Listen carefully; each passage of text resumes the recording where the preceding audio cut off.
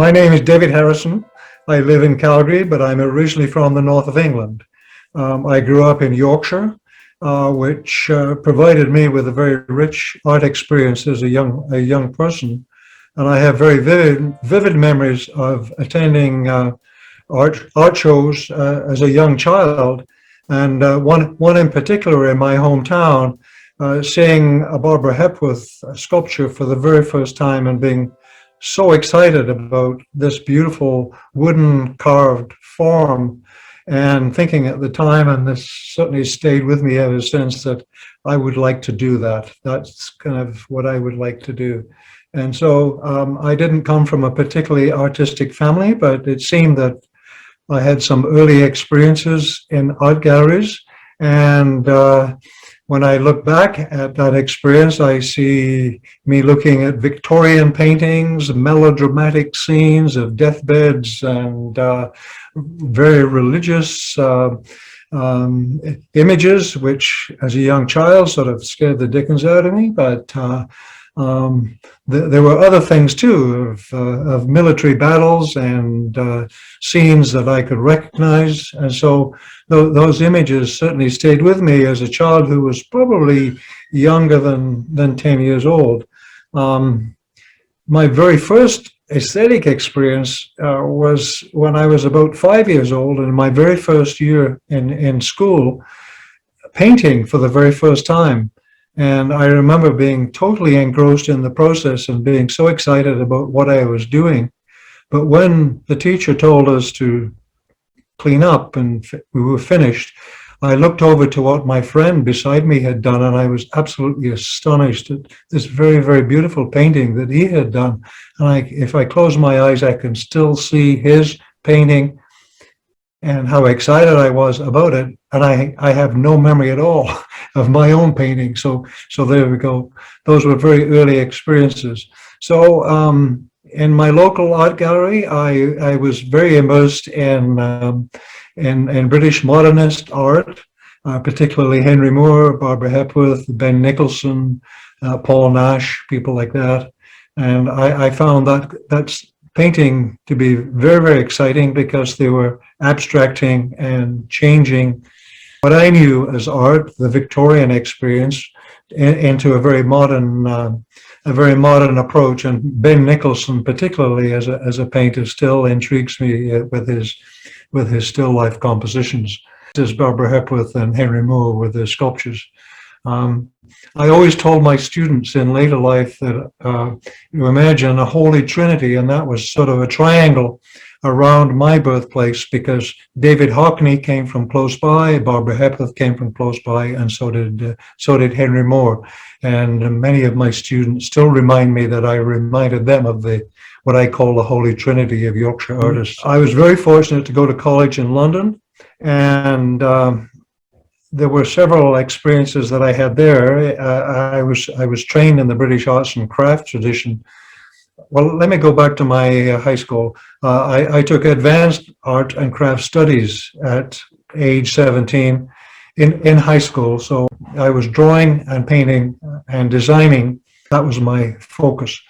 And when I went to college in London, I continued with the British arts and crafts tradition. But I soon realized that designing furniture, for example, a chair, a table, was one thing, but to make it was something completely different. And my interest was in the designing rather than the making. And so, my drawing and design skills came to the fore. And I quickly realized that somebody else could do the making, because it wasn't for me. In London, I remember going with a friend to the Whitechapel Gallery in East London to see a Robert Rauschenberg exhibition. I didn't know who Robert Rauschenberg was, and I think my head exploded in that gallery, because he and I were just absolutely in awe of these very American images and very large and very pop art images that was just such a far cry from British Victorian painting, and certainly from British modernist art. And so I guess it redefined for me, or made me start thinking about, what art was all about. And living and being at college in London gave me an opportunity to go to the National Gallery, to go to the Tate, go to the Royal Academy. And I remember doing assignments for my arts and crafts training at the Victoria and Albert Museum, for example, and sitting, off to the side, sketching massive pieces of Tudor beds, for example, furniture. And it was amazing to have that first-hand experience. My London experience was excellent because at the Tate, many major exhibitions came through while I was there. I'm thinking of Miro, for example, and numerous artists that I had not seen in real life. I'd seen in books. And then I started to see North American paintings, and I saw a Canadian exhibition at the Tate where I saw for the first time Lemieux, and I saw Alex Colville, and that really got me thinking about a North American aspect to art. When I graduated, I was teaching in London, and I was only teaching there 2 years. London is a big city, and after 5 years, it has, for me anyway, kind of ground me on because it's a very difficult city to live in. It's a very exciting place, but you need to be earning gold bricks to be able to pay your way in London. And as a teacher, I didn't have very much money. But what I did have was that my school was about 2 blocks behind the Tate Gallery. And that was a very, very exciting thing because I could walk over, I could take students over. We would take our drawing boards, we would go and draw outside, we would draw inside. And that was really a springboard for me to really thinking about what was important in terms of art education and content in art education. And then I left. Then you decided to come to Canada and you settled in the West. How did you choose West? Literally with a pen. In Britain, there's something called the Times Educational Supplement, and it comes out once a week, and it's dedicated entirely to education. But in that newspaper, there are lots of ads for overseas teaching, and I was browsing through, and up came jobs possibilities in all over Canada. And one in particular in Calgary, which I took a flyer on and applied for, and I didn't know where Calgary was. I'd had some experiences I should have known. I had some experience in childhood about Calgary, but within a week I had a telegram saying the job was mine, and I had to panic and get things into action to apply to immigrate and to book my passage, etc., etc. So literally, it was choosing with a pen. I had applied to other countries, and I had applied to other cities in Canada, but the Calgary one came first, and I'm still here.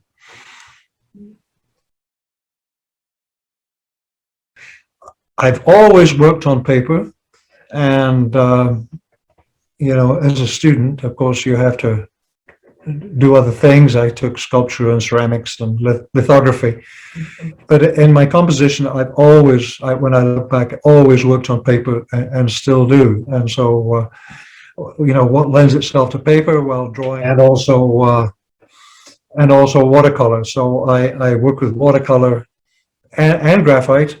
And more recently, other found things which I have applied in a collage kind of a way. But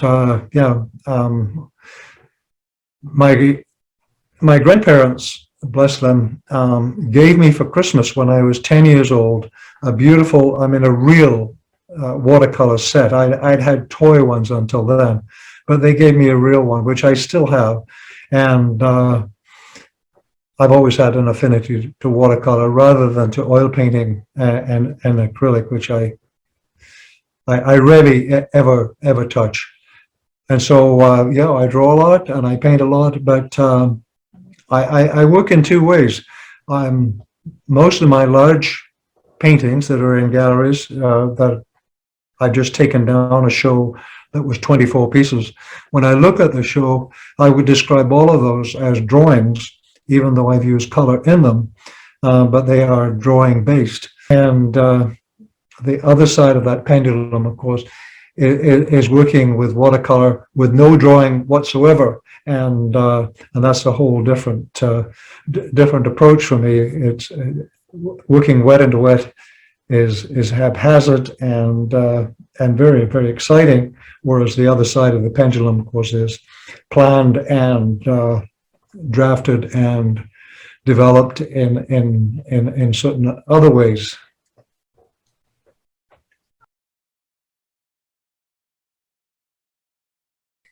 I'm not very good with color. I tend to be haphazard, and I make lots of mistakes.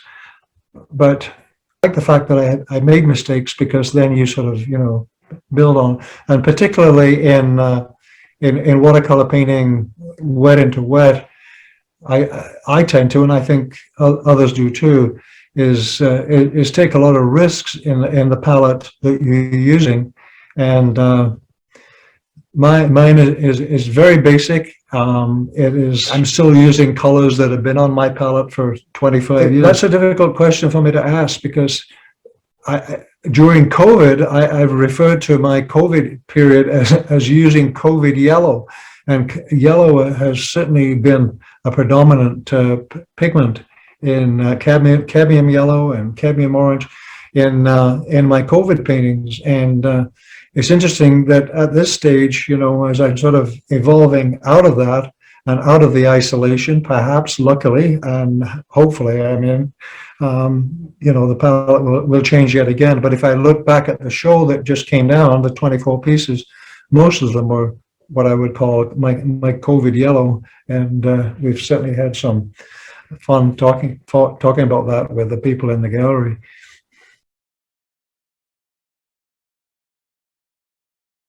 Living in Calgary, I look east and I see the prairies. I look west and I see the foothills and then the mountains beyond. So, I'm spoiled for choice here for subject matter. And Calgary has very, very bright light. Talk about European artists going south to find light, as they did, with Cézanne and Picasso and Van Gogh and people like that. Here we have very, very bright light, as opposed to England, where the atmosphere is more atmospheric in that, it's misty, it's rainy. It's not to say that it doesn't ever rain here. It does, but the light generally is very intense. And so I've been working on a series of prairie paintings just in the last week or so, and based on a drive that my wife and I took across the prairies just 3 weeks ago. So the light being as intense as it is, I'm using intense colors and reducing the landscape to a very minimal number of brush strokes. And I was telling some of my students that I tried during COVID to reduce my watercolors down to the least number of brush strokes, like 9, for example, or 10. And I would like to reduce them even further to maybe 6 or 7 brush strokes. So that's a challenge in itself. And I've likened it to haiku poetry, in that, a haiku is very lean and spare, but very descriptive. And I'm hoping that my paintings will be the same, as opposed to the opposite, which I see, equivalent to an epic poem, where they're very realistic and very loaded with symbolism.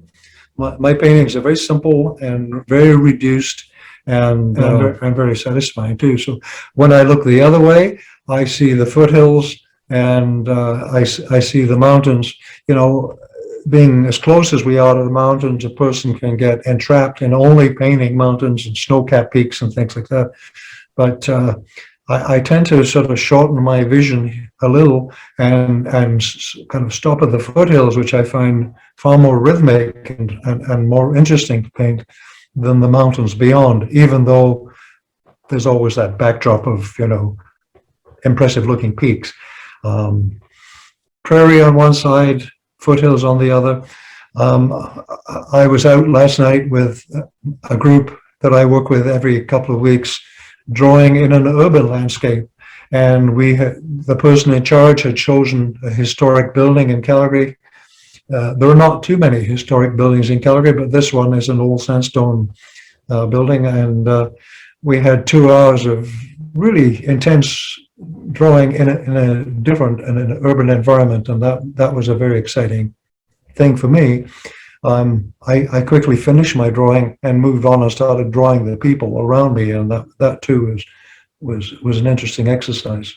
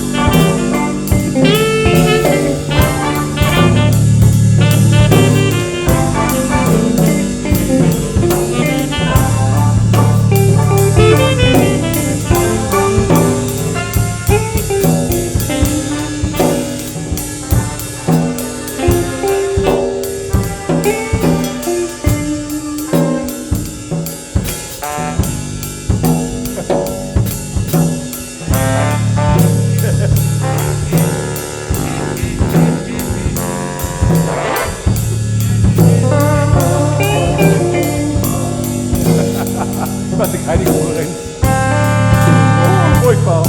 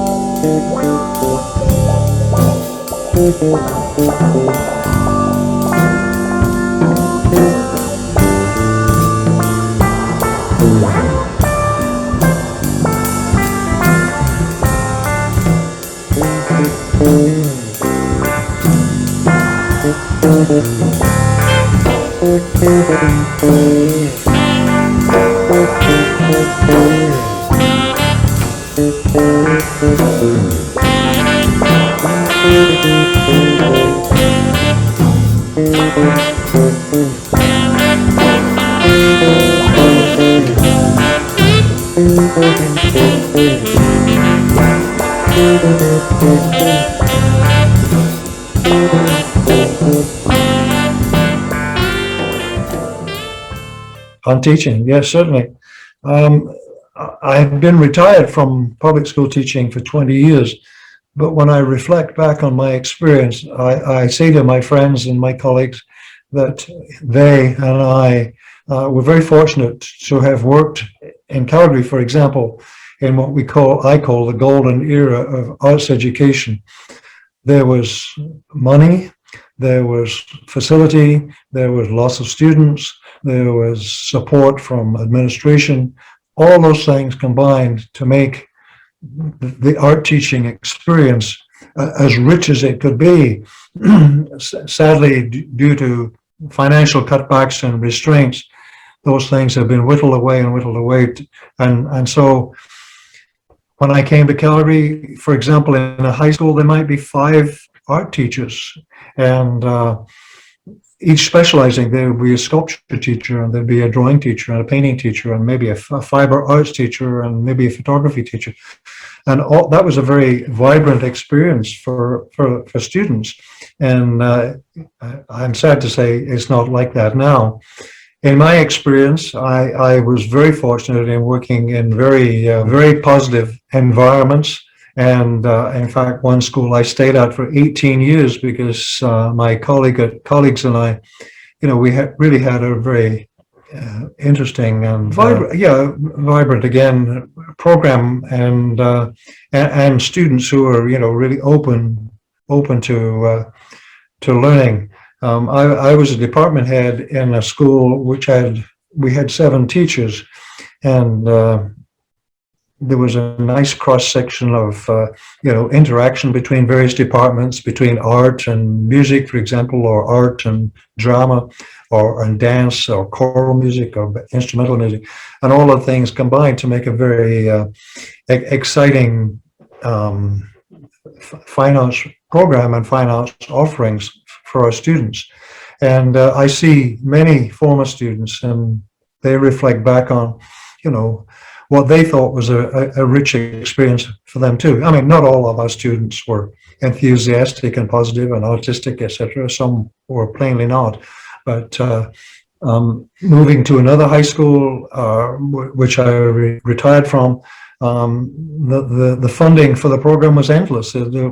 I never lacked for materials and resources, and many students went on to very rich careers in art and in design and in computers and in digital imaging, and those things were not available for me in England growing up for that same age.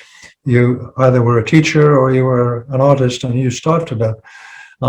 Now there's so many opportunities, and I see many of my students working in Hollywood and working in San Francisco, and being, very exciting, responsible positions in creating this amazing technology, which we see these days in the movie industry. So.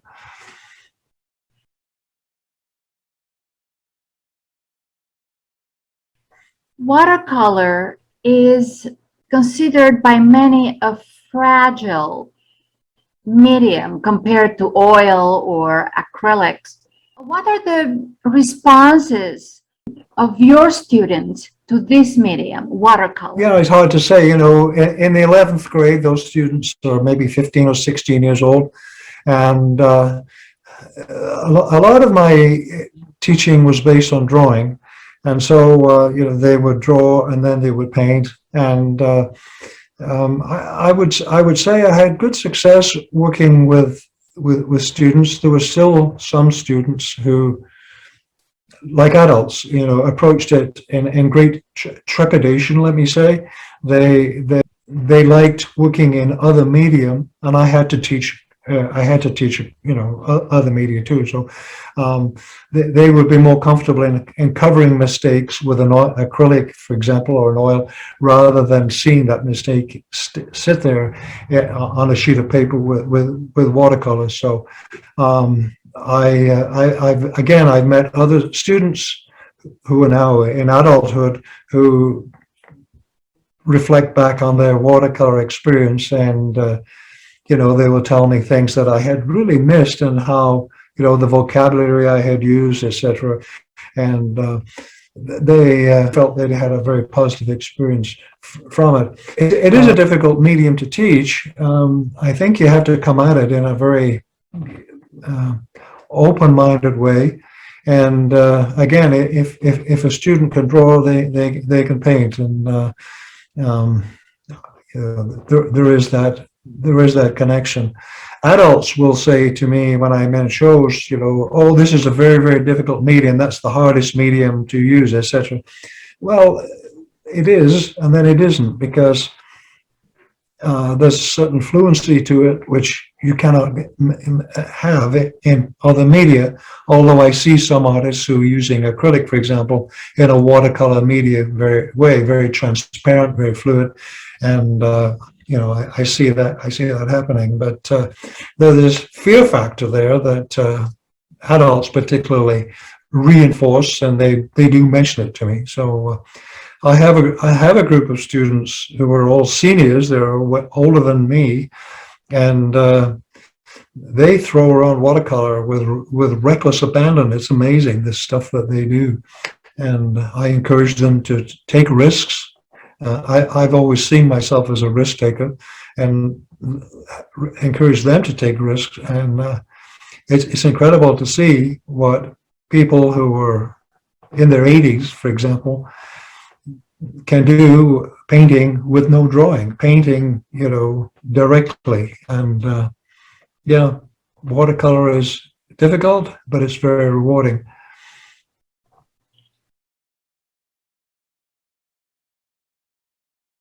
London was really good for field trips because I could take my students out with their drawing boards and their pencils. We could just walk down the street, and we could draw a medieval church, we could draw a Victorian pub, we could draw a street market. There was a very rich visual environment for us to work in. Of course, we went further afield too, and we would take a bus or take the subway and go further afield. But we didn't need to go far because everything in London was centralized. In Calgary, it's a little more difficult, and so we used to do very exciting trips during the Easter vacation, and we took students to New York City a couple of times. We took them to London, we took them to Amsterdam, took them to Paris. That was a very exciting thing, and to take your students into a museum like the Metropolitan or the Museum of Modern Art or the Louvre or the Musée d'Orsay, it was just mind-blowing for these young people. And I can remember walking around the streets of New York City, and in some trepidation, I have to say, for the safety of myself and the students. But we never had any issues, and we walked to all the major places, and we had a good time doing it.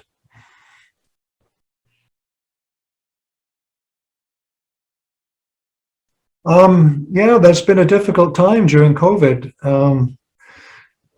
I'm in a group of senior artists. We call ourselves Group 9. Group 7 was taken, so we choose Group 9. And we had scheduled a show of our work in a local public gallery which the public never saw because, of course, it was the peak of COVID. So in the month of January and February, our paintings were hanging there, and no one got to see them. I contacted the gallery and asked if I could come and, masked and everything, to photograph this exhibition to prove that it existed, and it did. And so, that was a good thing. So since then, things have opened up a little bit, and from this gallery, we went into a commercial gallery, which is called Collector's Gallery in Calgary, and they are very supporting of our Group 9. And we had the same exhibition there, which was seen by a few more people, but even then it was during COVID. And so, there's this balance of, is the public able to get out and wishing to go to a commercial gallery or a public gallery. And I just, as I said before, just taken 24 paintings down from a public gallery in British Columbia, and they're being shipped back to me as I speak. But just yesterday, I was somewhere else organizing with a curator another exhibition of my work, which will be 20 paintings, different paintings, in a different exhibition. So exhibitions are happening. I'm not sure people are lining up to buy paintings particularly right now, especially here, but maybe it's different in other places. Commercial galleries, my commercial gallery, the Collector's Gallery, has been very good to me, and very good support, and they're very good at getting clients in to look at your work. In public spaces, maybe less so, but people are seeing the stuff. And what public galleries are very good at doing is getting artists' work out online and on Instagram, on Facebook, and in video interviews like this. This is maybe the second or third interview that I've done this year, and people are hopefully are taking the chance to see these things. How can we convince the viewers that watercolor is just as valuable as oil or acrylic? I hear that all the time, and when people come to my shows or my sales or whatever, and they sort of see drawing at a certain level, a low level, and then they see watercolor slightly above that, but they see, oil painting up here, as you suggest. I think it's just a matter of maturity. In Britain, still, watercolors in collections in, say, the Victoria and Albert Museum or the British Museum are still referred to as drawings. One goes to the drawing department to see watercolor paintings. And so, Turner, and I frequently use Turner as an example, he was equally as accomplished, and he was accomplished at an amazing level, with drawing and with watercolor and with oil painting. So as far as the public is concerned, I think it's just a matter of time, and maybe it will take 10 years or 20 years or maybe, another half century. But I see in North America, and particularly, and in the US, some amazing watercolor paintings that are being produced on a very, very large scale. When I go back to England and I visit the Royal Watercolor Society, in their gallery, paintings are very, very small, but very, very jewel-like and very, very vibrant and full of light and full of vibrancy. North American paintings, watercolor paintings, tend to be very, very large, like full sheet or double full sheet, and I've done both. So what I'm saying is they're sort of coming up, and the bar is being raised in terms of an equivalency between that and an oil painting. Will they ever be the same? I don't know. The public has to decide. I'm a member of the Canadian Society of Painters in Watercolor, and I see some very, very exciting, large, and challenging pieces being produced, as I do with the Royal Watercolor Society, which I sort of see as a sort of benchmark in terms of watercolor painting. But and I've been part of a Canadian Society watercolor exhibition in which I won an award in, and I was very pleased about that. But I've also been a juror for them too. And so, I was seeing submissions that I was thinking that, yes, these are helping to raise the bar in terms of, so I suppose it depends on watercolor societies, and there are lots of them, having exhibitions that give the public access to seeing watercolor paintings. Many times I've heard people say behind my back or to me directly about my work, gosh, these are very vibrant paintings. They're not wishy-washy watercolors like you usually see. And I'm thinking, well, what have you been looking at? And you can be as vibrant with watercolor as you can with oil. So I think we're sort of narrowing the gap, and eventually, Are we witnessing certain trends in watercolor right now? I don't think there's a particular movement, but what I see is sort of a dichotomy. I see, what I call the technique jockeys who are highly realistic, detailed drawing, detailed application of pigment, almost painting to the level of photographic realism. I see that on one thing, and then I see what I would call the risk takers on the other side, and I'm seeing some exciting stuff in that regard too. The exhibition that I'm talking about that I was a juror for was aimed at sort of breaking the barriers of what we believe is watercolor painting. And for the most part, the submissions did that. I was very happy to see them getting away from the photographic realism, and there's a lot of that too. Almost, one would suspect that people are using cameras and they're using projectors and detailed drawings and sort of painting these things in coloring book fashion, which is is one thing. Or the more risk takers, the more I would say more avant-garde, who are sort of breaking away. Turner himself went through 3 stages of painting in his career. He painted initially what we would call the picturesque, and the picturesque is just what it is, just you painting the church, the castle, the monastery, what it is. But then he evolved very quickly as he matured in his painting style to a romantic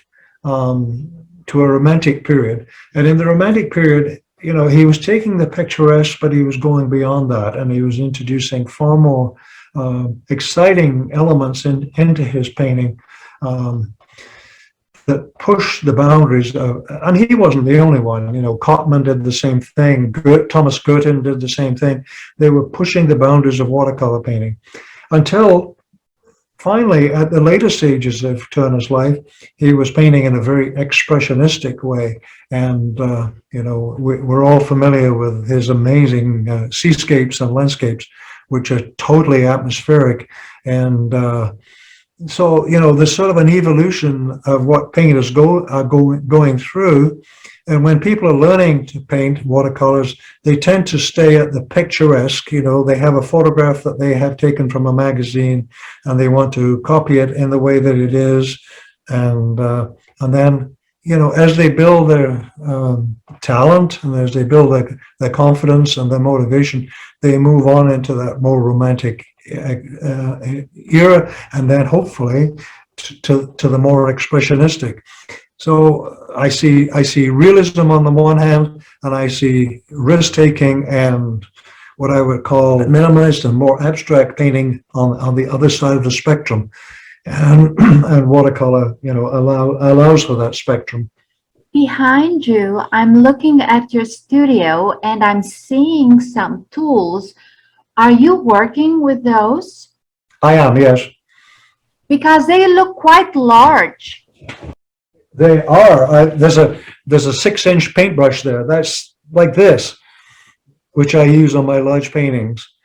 Yeah, I use big big brushes, and I have a set of Chinese brushes that are very, very large. Um, it's all part of again, the risk taking, the painting out of control, and the reduction too. So the haiku aspect, which I've mentioned previously. They're exciting things.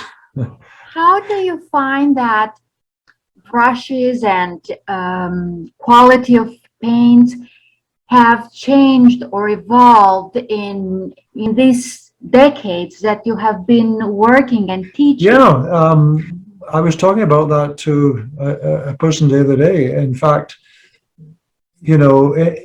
earlier in my career, if you didn't have a Kolinsky sable brush, you were nobody, and so people paid huge amounts of money for the Kolinsky sable, and they were very beautiful brushes. Winsor Newton in Britain developed the perfect watercolor brush under the instructions or request of Queen Victoria. Queen Victoria was an ardent watercolorist and also artist, and she asked them to design a brush that she could use, and the brush had a black ebony handle, it had a sterling silver ferrule, and it had Kolinsky sable bristles. And that brush became the sort of standard for Winsor Newton, and people paid lots of money. I still have 2 Kolinsky sable brushes, and they're starting to show their age. However, synthetic materials recently have developed to the point that I have some amazing brushes that are, again, synthetic, but also various other hair that is not sable. And so I have a lot of brushes.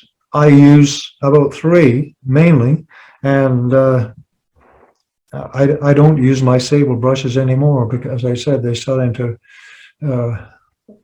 show their age. And so, yeah, the modern materials are amazing, and people have their favorites, and people spend a lot of money on brushes because they have to have everything, and eventually, and I'm doing this right now, reducing my number down to, well, maybe 3 or 4, but I certainly use the 6-inch brush a lot, and then others, depending on the size of the paper that I'm using too.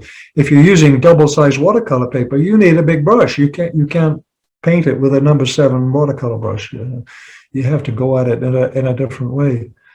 What are you working on right now? Right now, I'm working on my. Well, let me go back a bit. During COVID, I decided to clean up my studio. It was a momentous occasion, and my studio benefited from this, as did I. But during the process, I found many, many, many small pieces of watercolor paper, which I put into a box, and I must have had several hundred little sheets, like 8 by 10, 6 by 5, everything less than a quarter sheet. And so what I've been doing is painting on these pieces, A, to use them up, and B, to experiment and to, again, reduce into this sort of haiku form the number of brushstrokes. And so I've been painting minimal, what I would call minimalist prairie landscapes, and I'm having a lot of satisfaction doing that. Not that every one of them works out, as I said before. When you're working wet into wet and without drawing, what I do is I just absolutely soak the paper with a spray bottle and then just start to apply pigment. And sometimes they work, sometimes they don't. But that's what I'm working on, is a series of very small paintings, which will give me some clues as to where I'm going next. I'm also working on some large pieces, geometric pieces, that will be 3, hopefully 3, in our G9, our next G9 show, which will be in next summer in Edmonton. So we're going to the Harcourt House Gallery, and we're very excited about the possibility of having an exhibition there. Not the possibility, the reality of having an exhibition there. And so I'm aiming for 3 full sheet, more abstracted and more geometric watercolor slash drawings, and that's keeping me going right now. It's, yeah, as well as getting ready for my next show. So Many artists are using these digital painting programs. As a teacher, what do you think about that? you know, I really don't know anything about them. I've seen them. You know, when you're a potter, or when you're you know, welding steel, or you know, for big steel sculptures, or whether you're watercolor painting or acrylic, oil painting, whatever, there's a nice sort of hands-on and tactile experience that you're having with the material. You're not doing that with a computer screen. And you know, bless him, David Hockney was one of my very favorite painters, and from Yorkshire, sort of pioneered what I would call, you know, his laptop paintings. And I'm not sure that they were breaking any grounds other than the fact that he was using modern technology. I'm much more excited about seeing how paint spreads on the paper and how it comes off the brush, and you know, how the whole tactile thing to me is the most exciting thing about image making. And you sort of missing that with a computer screen. For someone who wants to learn watercolors, but they may be a bit discouraged because they might find it a challenging medium. It's, you know, to make the corrections with the watercolors are quite challenging. What tips or what advice would you give? I mean, just to experiment. Going back to my group that I mentor a group of 9 senior artists, 8 or 9 senior artists who some of them are painting acrylic watercolors for the very first time, and you just have to get involved in the process. You know, don't expect the first painting to work, or the third, or the fifth, or the sixth.